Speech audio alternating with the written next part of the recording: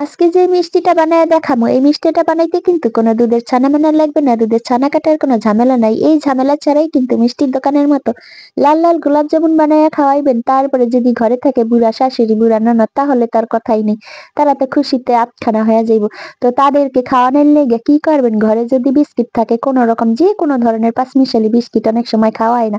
সেই বিস্কিটগুলিরে কি করবেন? এইভাবে লইয়া তাহার পরে ব্লেন্ডার অথবা পাটায় পিষবেন অথবা এরকম হাম্মাম দিস্তায় তাহার পরে এইভাবে গোটায় পোটায় লাড়িয়া চাড়িয়া একেবারে গুঁড়া গুঁড়া করে হালাইবেন। একেবারে বুড়া মাইষের দাঁতের মতো এটাকে লড়াইয়া ফেলাইবেন। বুড়া শাশুড়ি যেহেতু দাঁত নাই তাকে বিস্কুট খাইতে দিবেন তাহলে এইভাবে খাওয়াবেন। তো তাহার পরে এই যে এইভাবে লাড়িয়া চাড়িয়া এটাকে এটার ভিতরে দিয়ে দিবেন সামান্য একটুখানি আটা বা ময়দা যেটাই থাক সামান্য একটু দিবেন বাইন্ডিং এর জন্য অথবা কর্নফ্লাওয়ার দিতে পারেন। তাহার পরে ১ টেবিল চামচ দিয়ে দিলাম গুঁড়া দুধ। তাহার পরে এটাকে এইভাবে আবারও একটু লাড়িয়া চাড়িয়া ঘটায়া ঘটায়া লইবেন, মিলায়া লইবেন মানে। তাহার পরে দিবেন সামান্য একটুখানি পানি। পানিটা এমনভাবে দিতে হইব যেন এটা আবার একেবারে বেশি না হইয়া যায়। এটা একটা মোটামুটি একটা আমরা যে রুটি বেলি সেরকম একটা ডো বানাইতে হবে। তো আপনারা পানির পরিবর্তে কিন্তু লিকুইড দুধ দিয়ে এই ডোটা করতে পারেন। এই যে দেখালেন আমি কেমনে করছি। এইজন্য কিন্তু আমি তিত্তির তিত্তির করে আস্তে আস্তে পানি ফেলাইছি। পানিটা সেরকম ভাবেই দিবেন। তাহার পরে হাতে একটু ঘি দিয়া মাইখা মুইখা চাপিয়া চিপিয়া যাইতে যাইতে ভালো করে মসৃণ করে লইবেন। তাহার পরে এই যে এইভাবে এখান থেকে একটুখানি লইয়া তারপরে হাত দিয়ে এরকম গোল্লা গোল্লা করে এইভাবে বানাইয়া লইবেন। মিষ্টির শেপ দিবেন।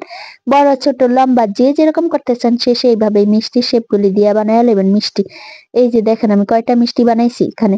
তো তাহার পরে এখানে এই মিষ্টিগুলি রাইখা এখানে একটা পাতলা শিরা বানাইয়া লইব। এখানে দিয়ে দিলাম ১ কাপ পানি, 1/3 কাপ চিনি। তাহার পরে দিয়া দিলাম এখানে একটা এলাচ দিয়ে এটাকে একটা বলক দিয়ে সাইডে রাখিয়া দিব। এর থেকে আর বেশি কোনো দরকার নেই। এটা ১ তার ২ তার করার দরকার নেই। তারপরে আরেকটা চুলায় যে তেল বসাই দিছি। তেলটা হালকা গরম হইলে এই যে মিষ্টিগুলি ছাড়িয়ে দিতে হইব। ছাড়িয়ে কিন্তু আস্তে, আস্তে, আস্তে, আস্তে লাড়তে হইব।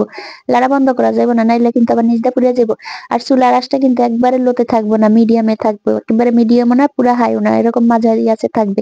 তাহার পরে এটা কিন্তু উল্টায় পাল্টায় লাড়িয়া লইড়া লইতে হবে। না হলে কিন্তু এক সাইড বেশি হবে, এক সাইড কালো হবে, এক সাইড ধলা হবে, বিভিন্ন ধরনের হবে।